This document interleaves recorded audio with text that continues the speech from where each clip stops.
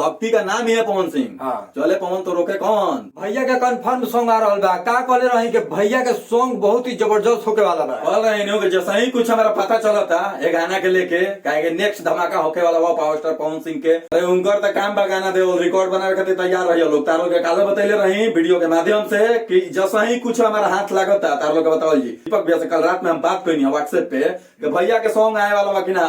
काहे के 22 तारीख के हमनी के राम जी आवतने बड़ा दिन बा, बड़ा खुशी के बात समझ बा। जा 4 से 5 दिन लागल बा हमनी के कांटेक्ट करे में। भाई हम झूठा न्यूज ना बताइए वो तारा का 10 साल हम बात बताओ तो झूठा न्यूज हम कब ना उठाई ना बताई तारा लोग के। काहे के हम फाव के कमीनी ना खाई चाहिए। जो बात रही वही बात हम सटीक बताई। कल हमनी के बतियनी जब भैया से कल हम कहनी दीपक भैया मैसेज कि भैया का सॉन्ग आ रहा है कि नहीं हमको बताइए। काहे के श्रोता पूछ रहा है। तो 5 मिनट तक तो देखलन ना। काहे के 5 मिनट तक हमारे व्हाट्सएप पर मैसेज देखला ना फिर लिखल कि हाँ जरूर आएगा। मैंने शूट कंप्लीट हो गई बा तार लोग बतैले रही। काहे के हमनी का अपना हाथे लागल। हाँ। तो कहनी कि भाई अपने ऑडियंस को बताना जरूरी है। हम झूठा खबर कबो ना दी सबूत के नोक पर दिला। हाँ। नहीं के विश्वास तो स्क्रीनशॉट देख लो। स्क्रीनशॉट देख लो। काहे कि जान जा तार लोग खाती हमनी के कुछ कह दूं जा। भैया भी बात कोई नहीं जा कहनी कि भैया का सॉन्ग आएगा कि नहीं आएगा बताइए, थोड़ा इन्फॉर्मेशन दीजिए। देखो साफ साफ कह दिलन हाँ आई, लेकिन ई ना बतिला ना कि गाना के का नाम रही जानते बड़ा का चल भोजपुरी में कब चोरी हो जाई कोई ठीक नहीं। हालांकि पवन सिंह भक्ति सॉन्ग गई है तो उनका गावल गाना ढेर आदमी चोरावे के फेरा में लाकर रहेला क्लिप मिल जाए के चलते अगर गाना हमने भी आवतो बा तो तारा लोग ही हम ना बतावल जाए कि टाइटिल का बा चाहे कुछ का बा। चोरी चंडैली के हाल देखते बड़ा भोजपुरी में आए दिन बहुत जा रहा बा। ये चलते पर रोक लगावल गई बा।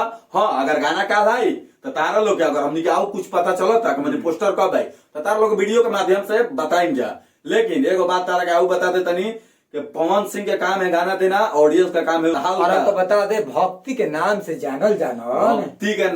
भक्ति का नाम ही है पवन सिंह। हाँ। चले पवन तो रोके कौन। पावर हिजे से शुरू होले हिजे। दशहरा ले लो, छठ ले लो, दीपावली ले लो, हर मतलब के त्योहार में पवन सिंह के भक्ति गाना ना आई तो बुझेबे ना करबा कि भक्ति मतलब कि दशहरा चलता है। तार लोग को बता तनी पावर हिजे से शुरू होला आगे ना कहम तू कमेंट करके लिखी हो कि कहां खत्म होला। ठीक नु तो भक्ति पवन सिंह से शुरू होला आ पवन सिंह पर खत्म होला।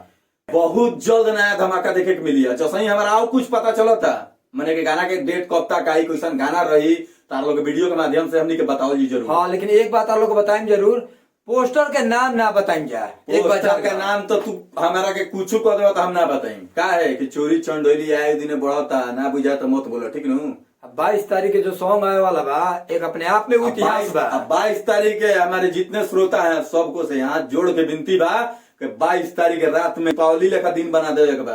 कहे कि राम जी के जानते बड़ा प्राण प्रतिष्ठा बा तो दिन सारा इंडिया चकमकाए के चाहिए। हमारे श्री नरेंद्र मोदी जी प्रधानमंत्री जी ने कहा है 22 तारीख को पूरा इंडिया में लाइट भरना चाहिए, पूरा दिया हुआ पूरा सजा के। बाकी मिला तो नेक्स्ट वीडियो में कमेंट सेक्शन दिया लोग। गाना बहुत ही ब्लास्ट होकर भक्ति बा यार। भक्ति जानते भक्ति का मतलब शक्ति और शक्ति पवन सिंह भी बा। राम जी आवते बने दिया जलावो और गाना सुनो।